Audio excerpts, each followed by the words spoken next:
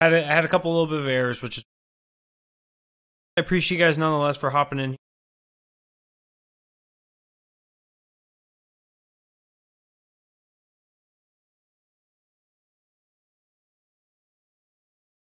All right, I've got this popped up in my Periscope.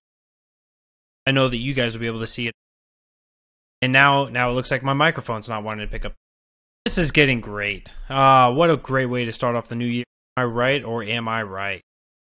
Thank you guys nonetheless for joining in. I hope you guys had a wonderful New Year's. Glad to see you guys made it safe and sound back here to enjoy another wonderful time with me, Mr. America, the Bearded Truth, Jason Lyon. I'm currently sharing this out right now, and I would love it and appreciate. Go on, Nancy. All right.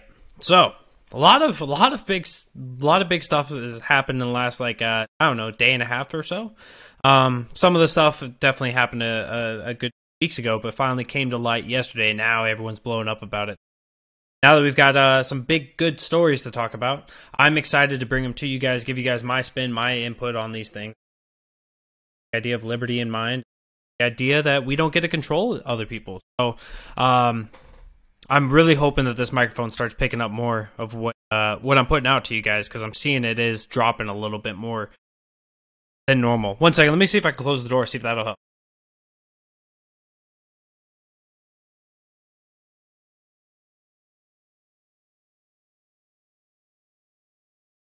All right, sorry about that. All right, amazingly enough, it looks like it's going to work out better when I have the door shut as opposed to open.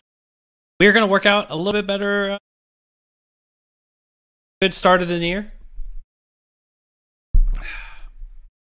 All right, so want to start off. Let's start off with the New Year blunders. So CNN and NBC both were rivaling last night. I don't know if you guys saw the vicious rivalry that was going on, but they both were trying to fight to see who could be the worst at covering the New Year and its welcoming. So if you guys were watching CNN, what you saw was Anderson Cooper sitting there getting drunk on TV and making a fool of himself, and then talking about sexual encounters that his wife had.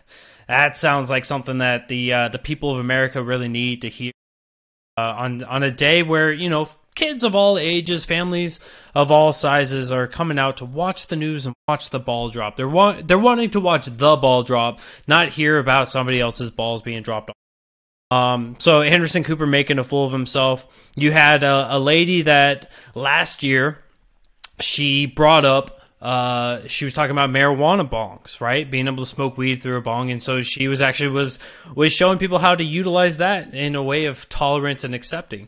And so this year, right, she goes off and she decides that she's going to show how a champagne snorkel is like, you know, like anybody wants to chug champagne. Last I checked, if it's got bubbles in it, if it's got fizzy stuff in it, it's not very good to chug, right? Nobody goes out and chugs soda, right? No one, yeah, you just don't do that, right? You chug things that really aren't going to mess with your body too much. But there she is nonetheless, trying to show how hip she was and how into the culture she was, and wildly out of touch with it, other than maybe some people that are could be construed as being irresponsible.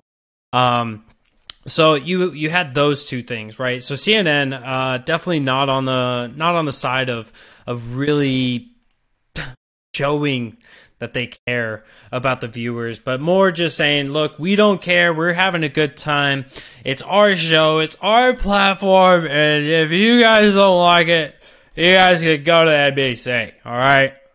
So, you know, showing off on their drunkard ways. Well, you're like, all right, CNN, you got my vote. All right, I'm going to go over to NBC. I'm going to go over to NBC, and I want to see what NBC is going to provide to me. And if you guys went over there, her name just blanked on me. There was a lady on NBC that decided that this right here, this time right here, coming up to the end of the year, this is the time that we have to talk about vagina steaming. That's right, boys and girls. You guys gotta, while you're getting ready to watch the ball drop, you gotta listen in as this greatness, the beautifulness that vagina steaming, because that's what we need to learn about. That's what we need to hear about here across the country. So NBC making a joke of themselves just, I think it was like 12 or 15 minutes prior to the ball dropping. They decide that they're going to go to some hideaway hotel and watch as a couple people are grouped up to talk about things. NBC, CNN, I know you both are rivals for who could paint the most ridiculous narrative and have people buy into it and accept it. It's just, it really, come on now. It doesn't get much worse than that, right? People are tuning in to watch the end of the year, watch what happens in New York City, whatever their time zone is. And it just shows once again just why these organizations are failing. I did forget one story that happened with CNN. CNN also had a lady that was, in a group of people, very large and crowded area. There's a little standing right behind her. She wanted to tell you exactly what color of underwear would make your new year better. If you had red, we're gonna talk about people's underwear. So looking at those two, it's just, why is it that when we want something, NBC and CNN are basically rivaling over who can provide the less of it? Balls dropping and vagina steaming. Perhaps there's some suppression happening. Suppression of what, and so that started off, and it was just, I wasn't even awake for this. So I'm becoming an old man. I went to bed at like 9 o'clock last night. My wife woke me up. Greeted in the new year with of course the kiss at the drop of the ball, and then went back to bed because I'm an old man. I woke up and I was doing all of this, and it's just, remember when it used to be exciting, and sound keeps cutting in and out. I apologize, guys. I'm trying to work through it. I know it's sketchy. I gotta figure out how to fix it. Doing it on the fly, being my own producer, it sucks. Don't ever be your own producer, because I really trying to fidget with all this stuff is not necessarily going to make it all a bit better. Bump this down. Let me bump that down. Bump. All right, so hopefully that'll work out a little bit better for you guys. Gunfire woke you up in the middle of the night. Yeah, of course, the fireworks, gunfire, whatever it is. Been waking up a lot of people. I know my wife was quite irritable about it. I turned the fan up to 3, went to sleep, had a good time. But there's something else that's been rustling the feathers, been messing with people's jimmies, putting people into tizzy, and so Lois C.K. Yeah, see, it's still kicking out on me. So Lois C.K. has been ruffling the feathers of many people. I think. So not to go off on the sound side of things, but I can certainly hear myself throughout. This is plugged straight in my microphone, so I can hear myself. It's just a matter of it not wanting to get to the computer and checking the cables there and here. Everything seems tight, so it might be a USB port. You may be onto something there. But as for Lois C.K., if you guys haven't seen what Lois C.K. did, Lois C.K. finally came back into comedy. And if you guys don't remember the controversy around why Lois C.K. stepped away from it, Lois C.K. in the past has shown himself, has pulled on the monkey, if you will, spanked the monkey, pulled the chicken, choked the chicken, whatever you want to call it, in front of people, and then was like, "Hey, do you want to watch this?" And some of them were like, "Yeah," some of them were like, "No," and then he kept on with the way that it is, or whichever way the consent was. So it was kind of in a real foggy situation. So he backed away for a little while. He took some time off, maybe the right decision, and so he finally came back into comedy, and he went to a nice. I wouldn't say nice. He even kind of mocks them a little bit during his show. But he comes back and he's doing a show. And Lois C.K., if you guys didn't follow him before, he was one of those guys that really wanted to push the window. He really wanted to move the edge further and allow more people to make jokes about more things. There is no topic that is off limits for him. Go and watch what is actually leaked from his discussion, from his skit from that night. In the first couple minutes, he's talking about Jewish people. Talks about black people. He talks about every different everything that's not supposed to be allowed to be talked about by an old white guy. He was hitting these topics. So he showed his true colors. He showed the way that he's always done, and he got a standing ovation. Now, where he got off on the wrong foot for what the social justice warriors thought was that he made fun of some of the Parkland shooters kids, right? He wasn't making fun of the kids that were shot. He was making fun of the kids that weren't shot, right? The kids that came out like David Hogg that weren't there. I don't even think he was really making fun of David Hogg, but he was making fun of the other kids that were actually there at the school that survived the event, and then that they somehow came out and became like an authority on these discussions. Got quite a few good jokes on that. Would recommend you guys tuning in for that and listening to it, because I believe comedy is important. Having laughs about situations, whether you agree with them or not, having a comedian that can take something that maybe you don't agree with and making you laugh about it, that's the skill of a great comedian. So if you guys are like really touchy-feely about the Parkland shooter or about school shootings, check it out, see if he is a good comedian, or see if you get offended by it. But nonetheless, right, so Lois C.K. made some jokes about the Parkland shooters, said that basically they're not the Parkland shooters, the kids who survived the Parkland shooting, and basically said that they, stop acting like they're somehow empirical with the discussions that they're having. That, of course, gets the lefties, the gun control enthusiasts, that gets them enraged, that gets them really upset, and they're out for blood. They're willing to shoot up a place if enough people there are making jokes about the situation. Freddie said that he watched it. Yeah, I watched it as well. I thought it was hilarious. Me and my wife sat down. We were laughing the entire time. It was a good time. He also made fun of people that are trying to say, I get to decide what gender I am. This is where the lefties are going to go insane. Oh, you can't make fun of people for deciding what they want to be called. Oh, he goes after it.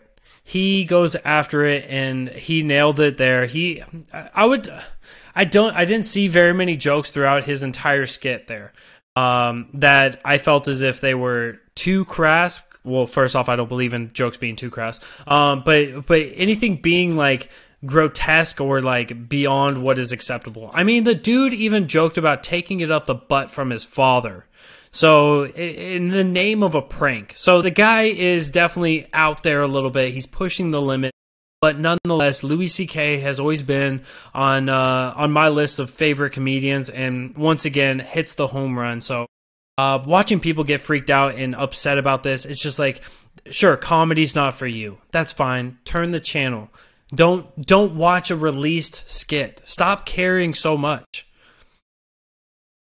It's just an absolute joke. It's an absolute joke when people get upset over what a comedian said. I still refuse to say who my favorite comedian is, because I know as soon as I drop that name, some lefty's going to be like, I kind of remember this person, and they're just going to go full on outrage and try to shut my comedian down. Although he has skits about what the blowback would be and how much. So comedy as a whole, I think in the 21st century is being destroyed by stupid, sensitive little fragile snowflakes. And I don't care how offended you are. I don't care how you think words are worse than actual acts of violence, it doesn't matter, because all you are is just somebody who, that hate speech is something. What hate speech? Do you guys know what hate speech is? Hate speech is speech that you don't agree with. It's a personal level thing. Now, if you want to actually talk about the definitional hate speech, sure, we can. But actually ending hate speech or making hate speech a crime is just taking jokes that you don't agree with, or taking lines that you don't agree with, making them a crime. I really hate this mic right now. Really getting frustrating for me. I apologize, guys. Bear with me to go through that. Can I laugh when your mom dies? Sure, you can laugh when my mom dies. You can laugh whenever you want to. It's just an indication of who you are, and that's fine. I'm not going to tell you you can't laugh at something. I am not your police officer. I don't have authority over. You want to be oversensitive about things? You could be oversensitive about things. I'm not going to be oversensitive about things. Okay? Does that make sense? Is that okay? Is that a good standard to set? I think so. And it's fine, Egghead. It's fine. You won't put your picture up there. You won't put your actual person out there, but you'll go into fake anonymous jokes like that. That's fine. And that's okay, right? Power to you for being able to be anonymous while doing these things. It takes real balls to actually stand up and announce who you are. Freedom of laughter, exactly. Freedom of speech, freedom of laughter, freedom of expression, freedom of all that stuff. I'm all in favor of it, 100%. And while we're talking about freedom of laughter, I think that we really have to talk about the Elizabeth Warren situation. So Elizabeth Warren has finally come out and said, "Yep, I'm sending up my smoke signals. I'm going to not only send my smoke signals, I am also going to get my tribe involved. I am coming out and I'm going to be doing a nice little dance on my way to becoming president in 2020. So that's right. She has made her official announcement. She is going to be running for president in 2020. And that's going to be a beautiful thing if you're a conservative, if you're a Republican, if you're in favor of Trump. This is going to be something that's going to be beneficial for you, because the jokes that can come against her are endless. The problem with that, of course, is that when people get into the identity politics of attacking Elizabeth Warren, sure, they're well warranted, because she tried, despite the fact that her DNA results said that she was 1/1024th, or about that extent. And sure, right, we can have the identity politics there, but what the bigger focus needs to be is the fact that she wants to control the economy. The idea that she wants to give out Medicare for all, that she wants to give out free education. And so you have to actually attack her on what her arguments are, or what system she wants to implement. If you don't hit those, right, and you're just hitting her on the identity politics, the left will be able to rile up support against that. So it's important that you actually go against of what they're speaking against. And after that, Jennifer Briggs is leading us into that, of course. She decided to take a page out of Alexandria Ocasio-Cortez's book, right? Because obviously AOC is doing great things in this great democracy that we have. So she goes on to Instagram and decides that she's going to talk to people and have people ask her questions on Instagram about her presidential run coming up. And so what she does is she opens up the lines and she starts up the video and she starts this discussion, and a little bit into it, she's like, I need a beer, right? I need to be hip with the youngsters. I need to have a beer. And so she goes and she gets herself a beer. And it's just like, all right. And if you watch the way she's drinking it, you can see it's like almost a forced thing upon herself. Like, she's like, I'm not really that big of a beer drinker, but I've got to drink the beer anyway. I gotta be hip with the kids, guys. And so she did that. She also tried to get her husband involved with it, and her husband's like, nah, bro, I'm not about that life. You could keep me away from that. And he stepped out. But nonetheless, right, she's just doing things, and you can see that there's like, she's trying to be hip with it. She's trying to be trendy. She and her husband, no less than 47 times. You could see that she's trying to be hip and trendy, but because of one of the things that a lot of the young Congress, about a lot of the populace has been talking about, and that is that we need to replace the old folks and bring in the new young blood. And so she's trying to act outside of what she normally is. And it's just like, come on now. Like, if you're going to be fake, at least make it look realistic when you're being fake. You should probably give it a couple goes before you know, try to make it look natural instead of going and it doesn't work. It was absolutely cringeworthy. I believe that she's already taken it down. I think that's the best thing that she could have done. I've been scouring the interwebs to try to find somebody who actually caught it, collected it, and is able to redistribute it. So if you guys have that, send that to me, please. Maybe Justice Kavanaugh. So yeah, you know, but at least he's honest about it. He's like, hey, I like beer. I liked beer then. I still like beer now. Do you like beer? You know, so I don't think that he would have put on such a fake front in order just to drink beer in front of people. Just natural as if he's drinking water. But with Elizabeth Warren, right? Yeah, it comes off like an old geek, like Worldwide View said. So obviously she's there. And so it's when it comes to Elizabeth Warren actually running, like I was saying, hit the content. Don't go after the intersectional. Don't go after her because she's a woman, because she said she was a Native American, because of this, that, or the other. Go after her for what she actually wants to produce. If you don't go after her for what she wants to produce, the left will win on this one. I promise you, it's the populism. If you don't go after the content of it and actually educate people, then the people will remain uneducated. We have to go out there and we have to fight the good fight and put out the good education. So that's going to be incumbent upon anyone who opposes her. It's going to be on you guys, right? So that's the big notes there. And then I should have probably apologized in the beginning. This is going to be a little bit of a short show, right? Not only did we start a little bit late, but we're also early. But it is what it is. Yeah. And then I still can't believe like this microphone's decided it doesn't want to work with me. 1 second. Let me try to make one more adjustment real quick. Better. No? All right, maybe it's working out. Okay, so the current Democratic leaders are completely lost. In a great world, or in a view of the greater amount of people in this country, I agree with you that the Democratic leaders are completely lost. The problem is that they're gaining support by being the victims, and they're doing exactly what they've done. That is, hey, I'm a victim and I need support. And they're able to say, look, you're a victim too, and so we can be victims together. Yeah, I realize it's really spotty, and that's what I'm really trying to fight against, and I apologize, guys. Normally I can, maybe if I sit back here, yeah, I'll just talk from here. This is... If you guys work with techie stuff, you guys would know my frustration. I am not a techie guy, so this... God forbid Hillary decides to run.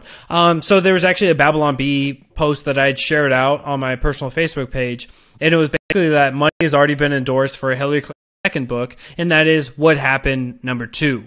And of course, the big blame in that one is of course going to be, by that time we've already left Syria and everything. So we have to find a reason. We have to find a get back into Syria. We have to find a reason. So Hillary Clinton's book is going to say why it was Syria that destroyed her campaign and made her ineligible to be the president of the United States again. And then that way the left will be one more boldened in the idea that we need to get back. So yeah, we'll expect that. And so what we're going to see, right? So Elizabeth Warren has already thrown her hat into the ring, like what we were saying. Hillary Clinton is on the teeter on this. I think she will probably throw her hat in the ring to lose. What is this, the third time of the presidential race? And then we'll see Kamala Harris going in. We will see Cory Booker, Christine Blumenthal. We'll see them run in. We should expect all of those individuals to throw their hat in the ring, and it's going to be absolutely despicable. Yeah, she really has no chance. I agree with you, Mikey Beard. But, you know, there's still so many people that are like, oh, she won the Democratic vote. No, We are a republic. Stop it, people. But nonetheless, I digress.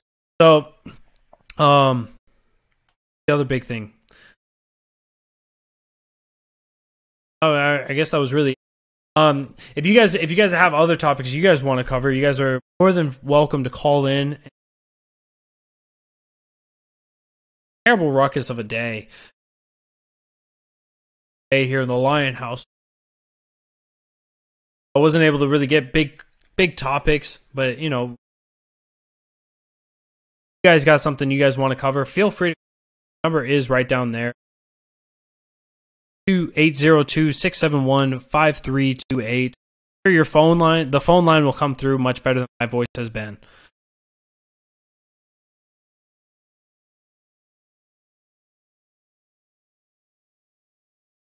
All right.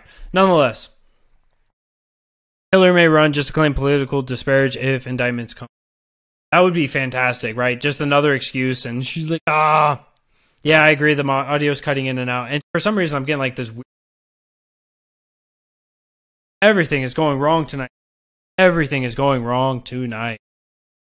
I apologize for that. Nonetheless, I'll get this fixed tonight. But I think it's a good time. I apologize, guys. A terrible show on my part. Started up late. Looked like I'm sound quality issues. I'll take an hour or two after.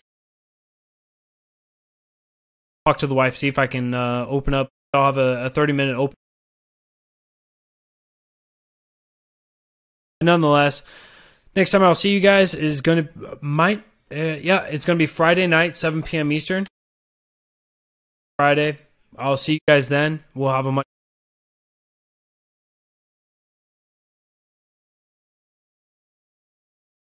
get things better. No, thank you guys all for joining in tonight. My name is Mr. Jason Lyon. I am Mr. My name is Jason Lyon. Mr. America, the bearded truth, Jason. And I will see you guys again Friday night, 7 p.m. Eastern. Have a good... I'm sorry the microphone sucks right now.